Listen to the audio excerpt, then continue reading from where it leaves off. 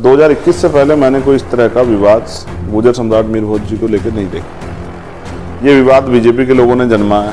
सहारनपुर में जो यात्रा का विवाद था, एक लाइन से उसकी शुरुआत आरएसएस के लोगों ने की कि 1857 क्रांति को हमें बताया तो जाता है कि उसमें मंगल पांडे जी का योगदान है, लेकिन ये पूरी क्रांति माता दिन वाल्मीकि और कोतवाल धन सिंह गुर्जर साहब को जाता है। आज के समय में सत्य बोलना बड़ा कठिन है, और सत्य बोलने पे अगर कोई सजा भी मिलती है तो उसके लिए उसको स्वीकार करना चाहिए। तो मुकदमे से तो चंद्रशेखर आजाद न डरता था न डरता है। अपने भाइयों के लिए जेल जाना पड़ा तो मैं उसमें आगे रहूंगा, मुझे इस बात से कोई फर्क नहीं पड़ता। चंद्रशेखर वहां जाता है जहां आरोपी के पक्ष में पंचायतें हो रही हैं, या आरोपी को बचाने का प्रयास हो रहा है, या आरोप पुलिस और प्रशासन मिलकर, सरकार मिलकर आरोपी को बल दे रही है और पीड़ित को दबाने का काम कर रही है।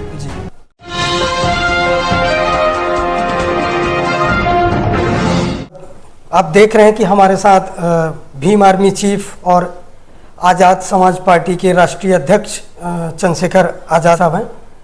तो शुरुआत करते हैं सबसे पहले मध्य प्रदेश से। मध्य प्रदेश में अगले 2-4 महीने में चुनाव होने हैं। पार्टी की क्या तैयारी है मध्य प्रदेश में? देखिए, मध्य प्रदेश में पिछले 6 सालों में भीम आर्मी के माध्यम से बड़ा काम हुआ, और आज़ाद समाज पार्टी का संगठन वहाँ हम पे 2 संगठन वहाँ है, एक भीम आर्मी का संगठन, एक आज़ाद समाज पार्टी का। और 12 फरवरी को हमने 4 से 5 लाख लोगों की वहाँ रैली की थी, एक भोपाल में, प्रदेश की राजधानी में। तो आज़ाद समाज पार्टी गांव-गांव में वहाँ बहुत मेहनत कर रही है, और मैं खुद भी अब वहाँ एक साइकिल यात्रा हम लोग निकाल रहे हैं पूरे मध्य प्रदेश में, ठीक है। और मेरा मानना है कि आज़ाद समाज पार्टी के लिए बड़े अच्छे परिणाम मध्य प्रदेश से आएंगे। देखिए, भारतीय संविधान के आने के बाद और जैसे जैसे माननीय काशीराम साहब का आंदोलन जमीन पर गया, तो बहुत सारे वर्गों में राजनीतिक चेतना पैदा हुई, और आदिवासी समाज लंबे समय से अधिकारों से वंचित है। वो जितनी भी सरकारें हैं उनसे ठगा गया है, क्योंकि मोस्टली सरकारें कारपोरेट सेक्टर से प्रभावित होती है। जो जंगल जमीन की उनकी लड़ाई, जो संविधान की 5वीं अनुसूची में जो अधिकार उनको मिले हैं, सभी सरकारें सरकार बनने पे उन अधिकारों को ठगने का काम करती है, उनकी जमीनों को लूटने का काम करती है, तमाम तरह से उनके ऊपर आरोप लगा के उनकी हत्या की जाती है, उनको अपराधी साबित किया जाता है। इसलिए उनमें बड़ी निराशा है, और अपने भविष्य को लेके बड़ी जो है चेतना उनके अंदर पैदा हुई। इसका परिणाम यह है कि वहाँ उनके यहाँ कई राजनीतिक पार्टी और संगठन भी बने, और मान्यवर काशीराम साहब का एक अधूरा सपना था, हम उनके आंदोलन को आगे बढ़ा रहे हैं कि मध्य प्रदेश में पहला आदिवासी मुख्यमंत्री वो बनाए। वो इस कार्य में किन्हीं कारणों सफल नहीं हो पाए, इसलिए हमने घोषणा की थी कि पहला आदिवासी मुख्यमंत्री आज़ाद समाज पार्टी काशीराम वहाँ जो है मध्य प्रदेश में बनाने का काम करेगी। और मेरा ये मानना है, जैसा डॉक्टर बाबा साहब अम्बेडकर ने कहा, कि राजनीति में हिस्सेदारी ना करने का सबसे बड़ा नुकसान ये है कि अयोग्य लोग आपके ऊपर शासन करते हैं। जो समाज वोट के आधार पर अपनी शासन सत्ता बना सकता है, अगर वो दूसरों के भरोसे रहेगा और फिर ठगा जाएगा, तो उससे बेहतर यह है कि वो अपनी ताकत बनाए। और मेरा मानना है कि इस बार जो एक सामाजिक गठजोड़ दलित, आदिवासी, पिछड़ों में बन रहा है, अल्पसंख्यक समाज बन रहा है, उसके बेहतर परिणाम जो है वो मध्य प्रदेश में देखने को मिलेंगे। कह लीजिए कि एक और विवाद सहारनपुर से उठता खड़ा आ रहा है, यह है कि सम्राट मिहिर भोज को लेकर गुर्जर और राजपूत समाज जो है उनके बीच में अब विवाद की स्थिति है। उसे आप किस तरीके से देखते हैं? 2021 से पहले मैंने कोई इस तरह का विवाद गुर्जर सम्राट मीर भोज जी को लेकर नहीं देखा। मैं अपनी बताऊं, 2020 में हमने लखनऊ में गुर्जर सम्राट मीर भोज जी की जयंती बनाई जी। इससे पहले, और हमने तो प्रामाणिकता के आधार पर पढ़ा, जब से हमने पढ़ा कि भाई सम्राट मीर भोज, तो हमने हमेशा उनके साथ गुजर ही पड़ा। जहाँ उनकी मूर्तियां देखी वहाँ गुजर ही पड़ा। ये विवाद बीजेपी के लोगों ने जन्माया है। सहारनपुर में जो यात्रा का विवाद था, एक लाइन से उसकी शुरुआत आरएसएस के लोगों ने की कि यात्रा निकले। अटल बिहारी वाजपेयी जी ने खुद जो है गुर्जर सम्राट मीर भोज जी की मूर्ति का अनावरण किया, और नोएडा में वहां भी एक मूर्ति का अनावरण जो है वो देश के वर्तमान के प्रधानमंत्री मोदी जी ने 2019 से पहले के कार्यकाल में किया। और दादरी में 6-7 स्कूल गुर्जर सम्राट मीर भोज जी के नाम पे है, तो कोई विवाद नहीं था। बीजेपी के लोगों ने विवाद जानबूझ के कराया इन दोनों समाजों को लड़ाने के लिए। हाँ, विवाद से कि याद आया कि जो अभी सहारनपुर जो हुआ, इतना बड़ा, बहुत बड़ी एक तरह से लोग इकट्ठा हुए, हजारों की संख्या में हुए, इसे आप कैसे देखते हैं? लेकिन गुर्जर समाज के लोगों ने इसको अपने स्वाभिमान, सम्मान, गौरव का विषय बना लिया जी। तो कई उन्होंने परमिशन वगैरह मांगी, मगर परमिशन नहीं दी गई। सरकार का दबाव, बिना सत्ता की सह के तो नहीं हो सकता परमिशन ना मिले जी।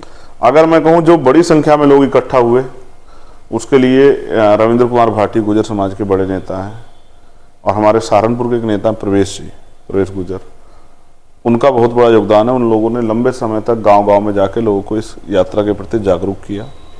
सामाजिक तौर पे समाज के कुछ अच्छे नेताओं का और प्रशासन का ये एक रोल रहा, जिसके कारण कोई विवाद नहीं हो पाया। लेकिन इस पूरी कड़ी में गुर्जर समाज के लोगों को भी धन्यवाद देना चाहिए कि इतनी बड़ी संख्या में खड़े हो गए। वो चाहते तो सहारनपुर की तरफ चले जाते, लेकिन जो एरिया उन्होंने चिन्हित किया था वो उसी में रहे, यानी कि वो ताकत के साथ बौखलाए नहीं जी। और उन्होंने किसी जाति के लोगों का जिनसे विवाद था उनका भी कोई अपमान नहीं किया।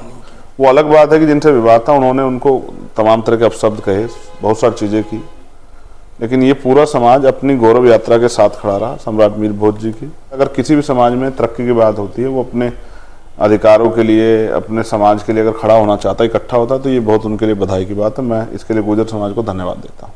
अच्छा, तो ये जो सिनेरियो हो रहा है, पूरा विवाद हो रहा है, इस विवाद में आप किस तरह से खड़े हुए हैं? देखो, हर आदमी चाहता है कि उनके बड़ों का, बुजुर्गों का, उनके समाज में अगर कोई सम्मानित व्यक्ति या योद्धा कोई पैदा, उसका सम्मान हो। तो आज सामाजिक रूप से चेतना बढ़ी है। पहले लोगों ने पढ़ाई की, पढ़ाई से ज्ञान हासिल किया, ज्ञान हासिल करके इतिहास को खंगाला, इतिहास को पढ़ा, उसका आकलन किया, और आज जब उनके पास सिंबल हैं, जिन सिंबल के आधार पर वो गौरव कर सकते हैं, जैसे कोतवाल धन सिंह गुर्जर हैं, जैसे विजय कुमार पथिक हैं, जैसे माँ पन्ना धाय हैं, माँ आशा गुजरी हैं, जैसे गुर्जर सम्राट मीर भोज हैं, ऐसे तमाम महापुरुष जिनका इतिहास में बड़ा योगदान है। जैसे 1857 क्रांति को हमें बताया तो जाता है कि उसमें मंगल पांडे जी का योगदान है, लेकिन ये पूरी क्रांति माता दीन वाल्मीकि और इसका जो सबसे बड़ा श्रेय जाता है विद्रोह का, जिन्होंने अपने प्राणों का बलिदान दिया, वो कोतवाल धन सिंह गुर्जर साहब को जाता है। तो इस समाज के पास एक गौरव है, इतिहास है, और वो इतिहास को अपने इतिहास को जिंदा रखना चाहते हैं। तो मैं विवाद के साथ नहीं खड़ा हूं, मगर मैं चाहता हूं कि जिस समाज के में महापुरुष जन्मे, उस समाज का और उन महापुरुषों का सम्मान, क्योंकि महापुरुष किस जाति के नहीं होते, वो होना चाहिए। तो इसलिए मैं सत्य के साथ खड़ा हूं, और बाकी मेरी लड़ाई किस समाज से नहीं है, मगर गुर्जर समाज के लिए ये ऐतिहासिक और ये उनके गौरव का प्रतीक है, तो मैं उनके साथ ही खड़ा हूँ। फिर आपने जो लकीर खींच ली है कि आप इस समाज के साथ खड़े हुए हैं, फिर तो आपको मुकदमे की धमकी भी दी जा रही होगी, एक आध मुकदमे हो भी गए होंगे, कुछ सच्चाई है? देखिए, आज के समय में सत्य बोलना बड़ा कठिन है, और सत्य बोलने पे अगर कोई सजा भी मिलती है तो उसके लिए उसको स्वीकार करना चाहिए जी। मैं और मेरी पहचान अन्याय के खिलाफ संघर्ष की है और गलत के खिलाफ बोलने की है।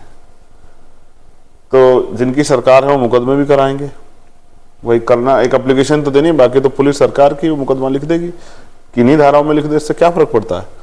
तो मुकदमे से तो चंद्रशेखर आजाद न डरता था न डरता है, लेकिन अगर सत्य के लिए मुकदमा हो, इसमें मुझे बड़ा खुशी होगी। मुझे लगता है कि मेरे जैसे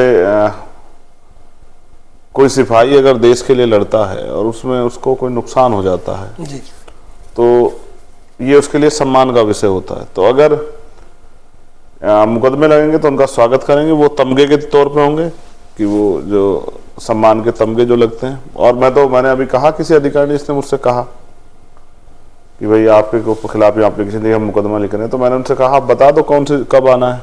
नहीं, मेरी आदत नहीं है कि मैं भागूं, आप बता दीजिए।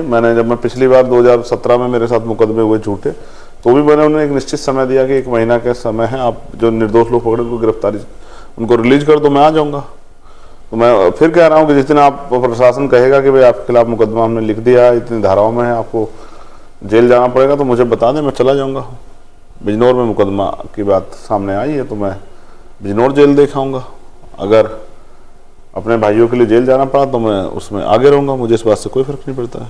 आज तक मैं जितनी बार जेल गया हूँ, मैं कभी अपने व्यक्तिगत मुकदमे में जेल नहीं गया, ना मेरा कोई व्यक्तिगत मुकदमा। सारे समाज के लिए संघर्ष करते हुए मुकदमे हैं, उनकी हक आवाज उठाते मुकदमे।